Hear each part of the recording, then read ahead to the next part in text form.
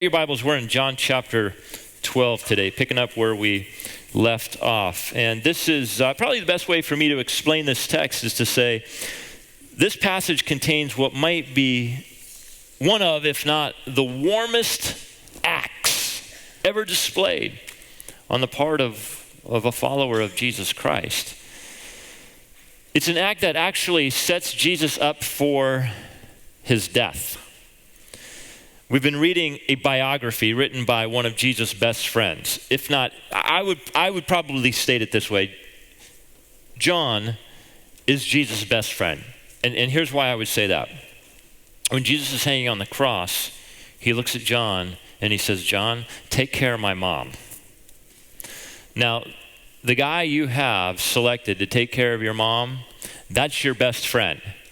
And this is the same man that lived with Jesus, that saw what Jesus did, heard his teaching. And so he writes a biography, and it's titled The Gospel. Gospel means good news of John. And so what's interesting is that John takes the first 10, 11 chapters, and he spends almost 3 years of Jesus' public ministry. That's what he talks about. He records almost the first 3 years. But then he takes the last half of his biography, and he spends it on the last week of Jesus. And at the beginning of the last week of Jesus, we have this remarkable scene. Now, last Sunday, we saw Jesus perform a miracle of massive proportion and significance. He raises his good friend Lazarus from the dead. And when this happens, word begins to spread. And so people are coming from all over to visit this little town of Bethany, and they want to see this guy, Lazarus. In fact, if you go to this little town of Bethany today, even to this day, it's also called the town of Lazarus. And so people are there, and they want to see this guy that was once dead that's been brought back to life. And so with this, Jesus has become the most popular Jew in history, and that's the problem. Because he's now drawing the full attention of the group that controlled Jewish religious life, known as the Sanhedrin. In fact, chapter 11 concludes with this. Then the chief priests and the Pharisees called a meeting of the Sanhedrin. These are the 70 most influential. These guys dominated religious life for the Jewish community. And they ask each other, "Hey, what are we accomplishing? Here is this man performing many signs. So if we let him go on like this, it's going to be really bad for us. Everyone will believe in him. And then the Romans will come and take away both our temple and our nation." Verse 53. So from that day on, they plotted to take his life. So it is now the Sunday before his crucifixion. Now, I'm often asked what it means to be a Christian. What does it mean to be a Christian? And my simple answer is a Christian is one who follows Jesus Christ. Well, what does it mean to follow Jesus Christ? It's best to let Jesus answer that question for himself. And let me forewarn you, his words are radical. What does it mean to follow Jesus? Let Jesus speak for himself, but be forewarned. His words are a bit radical. For example, in Matthew chapter 16, we really should pay attention to his words because we're allowing him to speak for himself. Not what other people say, but let's let Jesus speak for himself. See, a lot of things go down in the name of Jesus that don't represent Jesus well, but let's let Jesus speak for himself. Matthew chapter 16. Then Jesus told his disciples, "If anyone would come after me, let him deny himself and take up his cross and follow me. For whoever would save his life will lose it. But whoever loses his life for my sake will find it. For what will it profit a man if he gains the whole world and forfeits his soul? Or what shall a man give in return for his soul?" So when Jesus drops these words on the disciples, immediately they're thinking, wait, what? Take up your cross? Right? In our day, we wear crosses as symbols around our neck. But you didn't do that back in the day. That would be a horrific symbol. I mean, the cross was a symbol of pain, of suffering. And so what Jesus is saying is, you have to crucify yourself. You have to crucify your selfish ambitions. You have to crucify all the things in life that you think are going to bring you joy, contentment, and happiness, and you're going to have to follow in my footsteps. It's paradoxical. You want to find your life? Lose it. Give it away. Not an easy thing to do. Jesus goes on in Luke chapter 14, if anyone comes to me and does not hate his own father and mother and wife and children and brothers and sisters, yes, and even his own life, he cannot be my disciple. Wow. So this is the reason why we hate the Bible. This is the reason why Jesus is quickly disowned, throwing statements like this out. Hate your mom and dad. Jesus is speaking in hyperbole. Hyperbole is an overstatement for the purpose of emphasis. Here's what he's saying. He's saying, your love for me ought to be such that your love for others seems as hatred in comparison. Another way of saying it is to say this. To follow me is to hold me as the object of your highest affection. It is to give to me ultimate worth. It is for me to take the priority in your life above any other relationship. Wouldn't it be nice? Wouldn't it be helpful if we had a real life example of what that looked like? We do have it. And it's found in our passage this morning. And it comes in the form of a woman named Mary. John chapter 12, verse 1, 6 days before the Passover, when Jesus is going to be led to the cross, 6 days before, Jesus therefore came to Bethany, where Lazarus was, the same Lazarus whom Jesus had raised from the dead. So they gave a dinner for him. Martha served, and Lazarus was one of those reclining with him at table. Mary therefore took a pound of expensive ointment made from pure nard and anointed the feet of Jesus and wiped his feet with her hair. The house was filled with the fragrance of the perfume, but Judas Iscariot, one of his disciples, he who was about to betray him, said, why was this ointment not sold for 300 denarii and given to the poor? He said this not because he cared about the poor, but because he was a thief. And having charge of the money bag, he used to help himself to what was put into it. Jesus said, leave her alone, so that she may keep it for the day of my burial.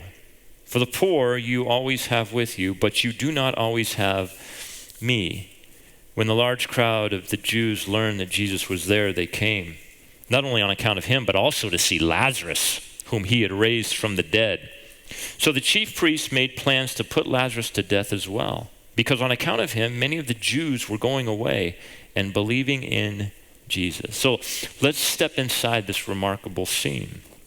This is an evening meal prepared for Jesus. And everybody looked forward to the evening meal. After a long day of work, the evening meal was all about two things, relaxing and resting. So if you can picture, typically back in the day, there would be a large U-shaped table. It's a great design. And you don't sit at the table, you recline at the table. And in this position, you can look and you can see the other dinner guests that are there.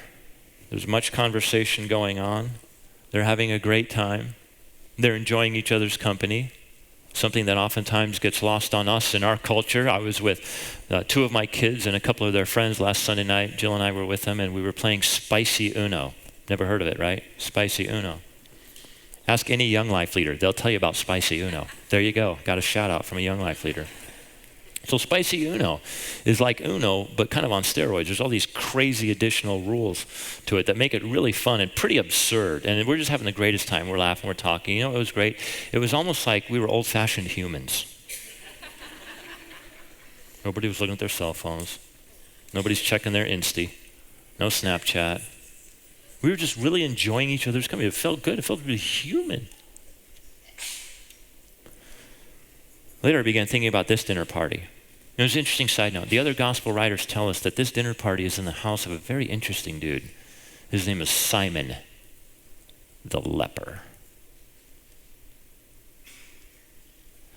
Now, this is where it gets kind of crazy, because you just don't have this kind of dinner party with a leper. So probably one of two things has happened. Either this was before he became a leper, or he was cured of his leprosy. Now, back in the day, how do you get cured of your leprosy? It's only one way. Through a miracle of Jesus. Now, if you read the text carefully, it tells us that this dinner was being thrown in whose honor? In Jesus' honor. Could it be that Simon, the former leper, healed by Jesus, has invited Jesus to this dinner party as his special and honored guest for what Jesus did for him. See, the other gospel writers will have Jesus saying, Simon, you could have been a better host to me. But what a crazy crowd. What a crazy gathering this is. There's never been another dinner party like it. Think about it. Sitting right here is a former leper. And over here is Lazarus. This dude was dead and came back to life. And then next to him is the co-creator of the world. That's some fascinating conversation right there. It's like those three guys just pass the microphone back and forth to each other, right? Nobody else does any talking. And it's in the midst of this that something remarkable happens. What does the text say? Read it again. Verse 3. Mary, who is sisters with Martha, Lazarus, Mary therefore took a pound of expensive ointment made from pure nard and anointed the feet of Jesus and wiped his feet with her hair, and the whole house is filled with this fragrance. So let's explore what's going on here, because immediately if you were in this crowd, if you're at this party, you're aghast at what's just happened. Mary does a couple of things that are just absolutely disgraceful. The first thing she does is she lets down her hair. See, like for many women today, your hair is sort of the symbol of your beauty. So it was back then, but it was also a symbol of your modesty. So hair was only let down if you were in the presence of your husband or your family. Otherwise, your hair was kept up. It's that way in many places to this day, many eastern parts of the world. So she lets her hair down. So immediately the dinner guests are thinking, whoa, Mary, what are you doing? But then she takes this nard perfume. Now, I'm a cologne guy. I like to smell good. And my favorite cologne, unfortunately, is called Herod. Now, Herod was the guy that tried to kill baby Jesus. And this stuff's really, really expensive. It's $80 an ounce. So I would never buy it. So I go and I get the free samples. So I got a ton of these free samples because I'm cheap, super cheap. It's $80 an ounce. Perfume made of pure nard blows Herod out of the water. This stuff is extraordinarily expensive and valuable. And she has 16 ounces of it. Do you know what 16 ounces is? You do. I'm gonna bring it to your attention, something that you can relate to, something that you're all familiar with, okay? A 16-ounce container.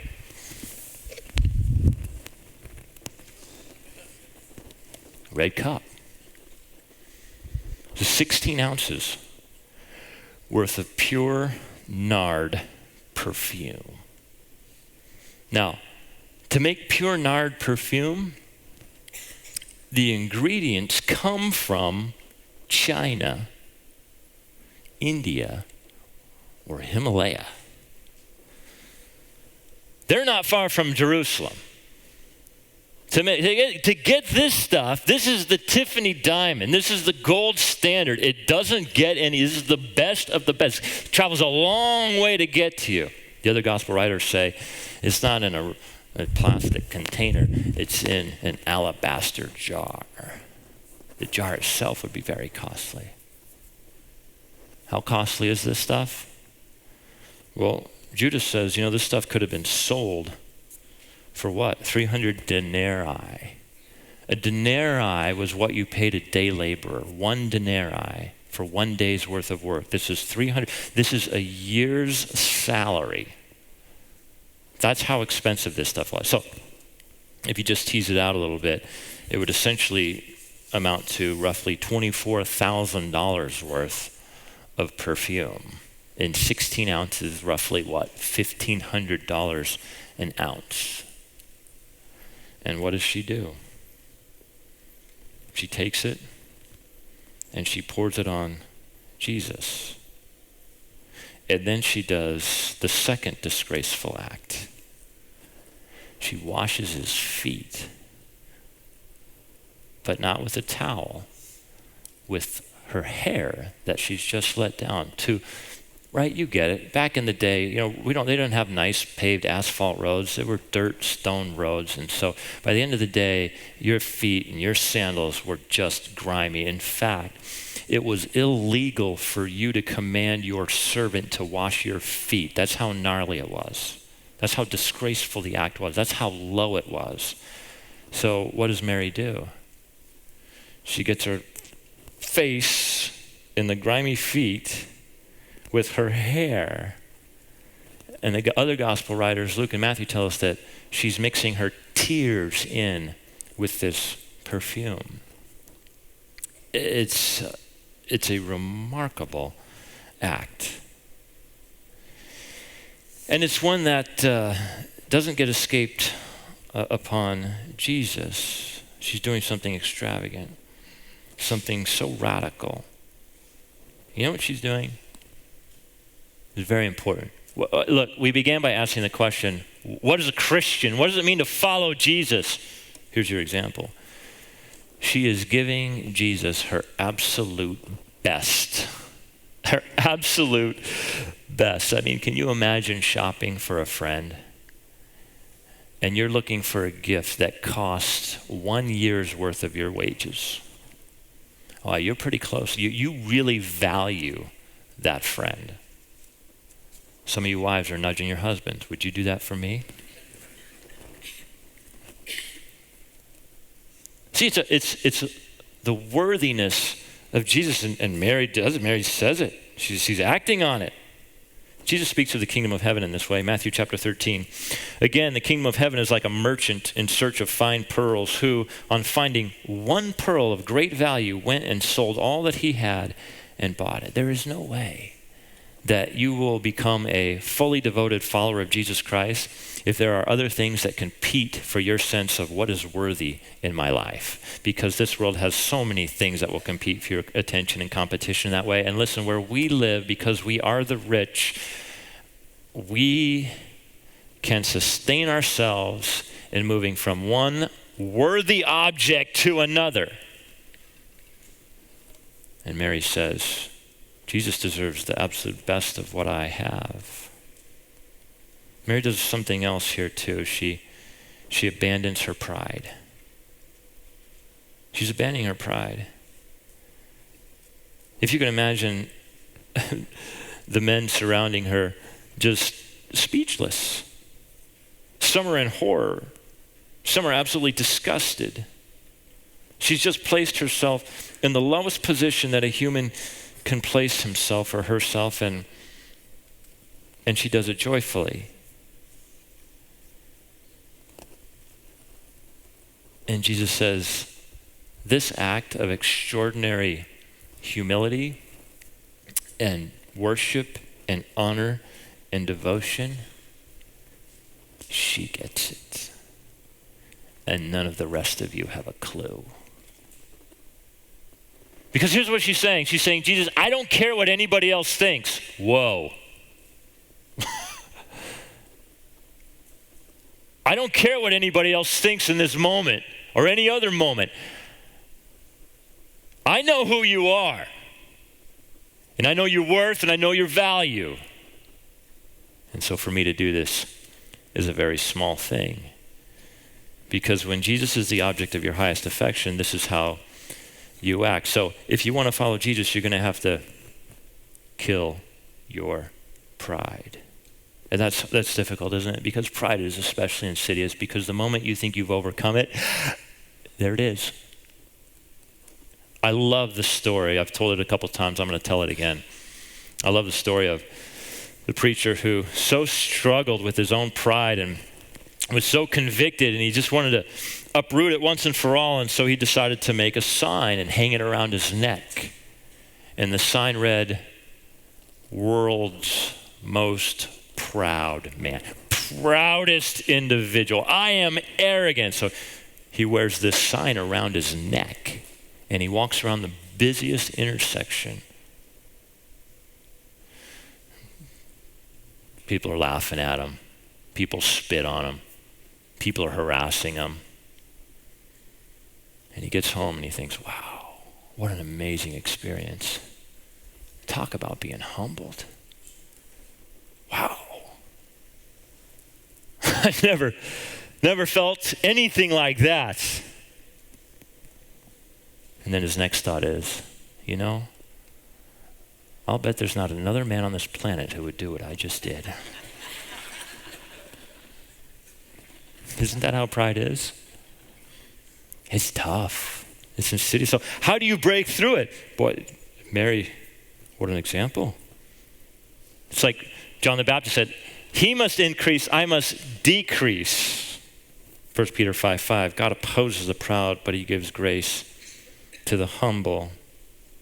So pride in the negative sense is that deep impulse within each one of us that says, it wants to shout out, look, you all owe me. You all owe me something. The world owes me something. People owe me something. Pride is what causes you to say, I wonder what other people are going to think. What are my coworkers going to think? What is my family going to think? What are my friends going to think?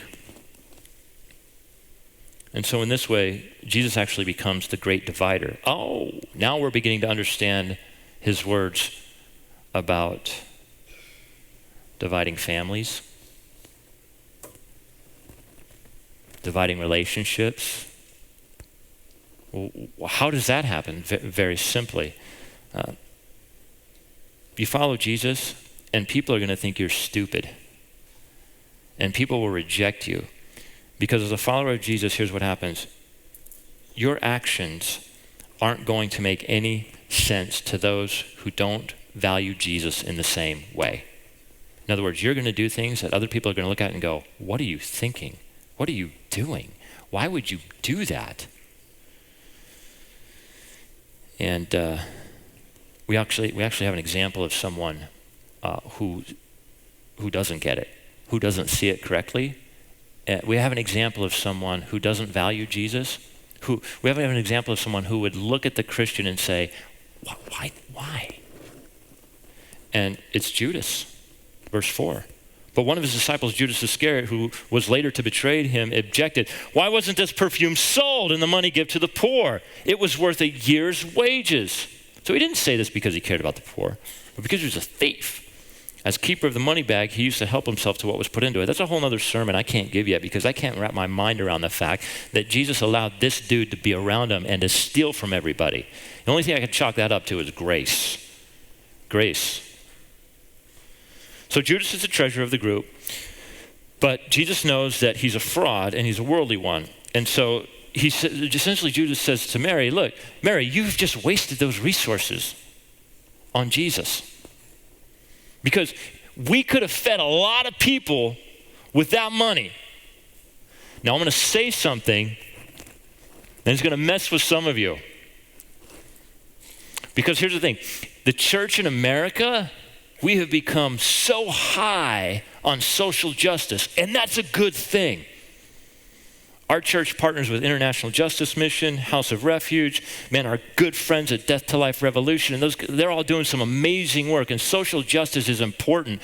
But what has happened to many Christians is they value social justice more than they value Jesus.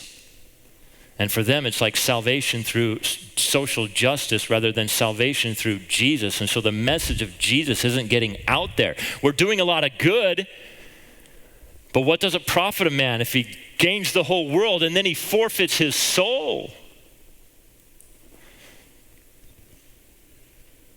It's Judas saying, we could have done a lot of social justice with this. And Jesus says, Judas, time for you to be quiet.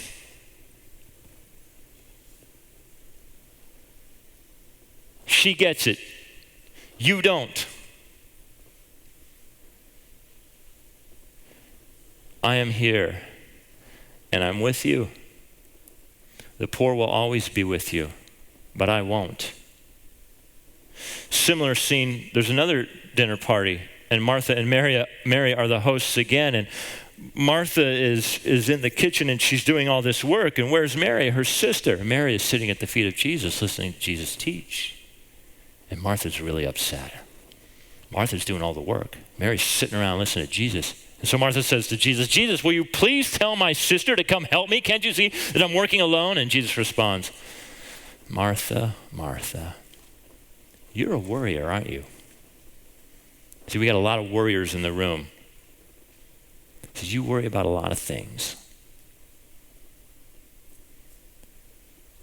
No, I'm not going to tell Mary to help you. Because Martha, here's the deal. You feed people, and in a few hours, they're going to come at you again. They're going to be hungry again. Martha, there will always be dishes to wash. You know, Martha, eventually, some of that food that you prepare is going to spoil. But I'm here. I'm with you. No, I'm not going to tell Mary to come help you. You should be where she is. See, this messes with you in the best way possible, right? Because it really causes us to stop and think about the things that we value and the things that we ascribe worth to. And so here we are. Jesus has left the earth, but here we are. We live on this side of the cross, and here we are. We're faced with what really drives us to want to honor Jesus in this way. What was it for Mary? What was her real motivation?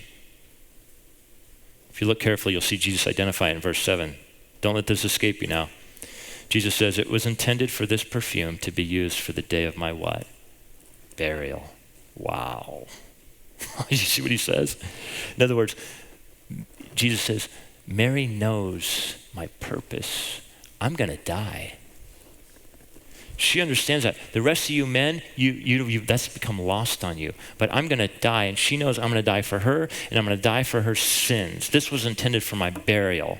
But she's here in front of me now, and she gives it to me now. She honors me while I'm alive. But this was intended for my burial. She knows Jesus is going to die. The other guys are like, death, burial, resurrection. They just know they got this celebrity in front of them. She understands it. She knows the great worth that is in front of her, and she acts on it. So Christianity, please understand, is more than an agreement with propositional truths. It's very difficult to say I'm a Christian and I have this agreement with these propositional truths. Christianity involves a following. And that following at times will feel like the death of your joy. Being honest, it will feel like the death of your freedom. At times, Christianity will feel like it's the death of your happiness, but let me encourage you. In those moments when you feel that way, just know it is the birth of your freedom. It is the beginning of your true joy. It is the beginning of the life lived as you've always wanted it. See, that's why Jesus says it's all counterintuitive. It's paradoxical. You want to find your life? Lose it. Give it away. Don't live for yourself. You live for yourself, you're going to be miserable. Lose it. Give it away. It's paradoxical. To follow Jesus is to give in, first or last. Find your life, lose it. A story about a young man who was in a raft, alone. And he's rafting down a river, but just ahead is a dam. And off to the side of the dam is a massive whirlpool. And as hard as the young man tries, he can't direct his raft away from the whirlpool. And so eventually it gets drawn towards it. And he's flipped out. And as soon as he hits that bitter cold water, sends his body into shock. Now he's fighting to swim away from the whirlpool, and he's swimming and he's swimming and swimming. And he swims to the point of exhaustion and the cold, and he passes out. And the whirlpool sucks him down. His body was found on the other side of the dam.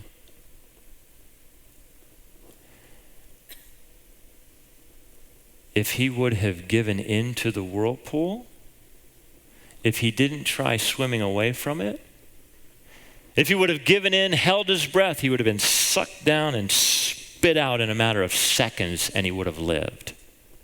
What's the point? The point is this: you cannot save yourself. You can't do it. And the counterintuitive thing, the paradoxical thing about Christianity is, you want to find your life? Lose it. Give it away. You want to be first? Then be last. You want to conquer those who stand against you?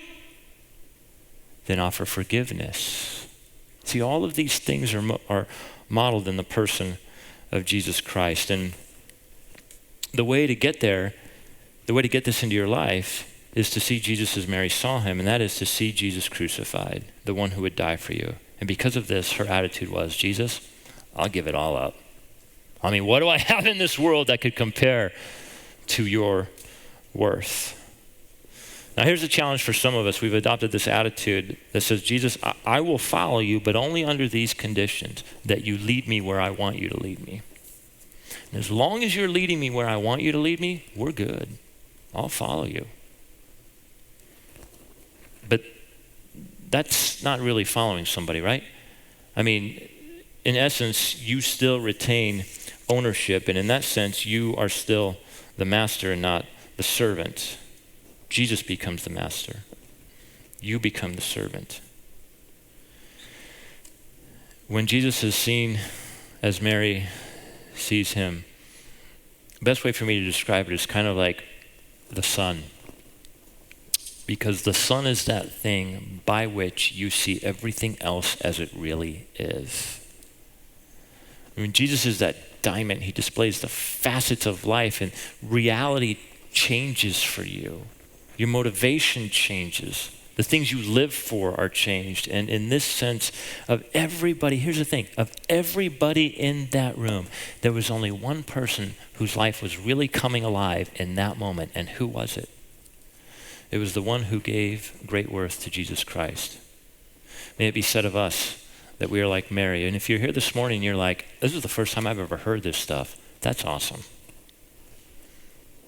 Because in the words of Jesus, you find hope, you find healing, you find comfort, you find all the things that you've been wanting for, that you've been searching for in life. And if you're here this morning and you say, I want to know more, we're going to have folks right over here at the prayer table. They would love to talk to you about that. Grab me after the service. I would love to talk with you more about it as well.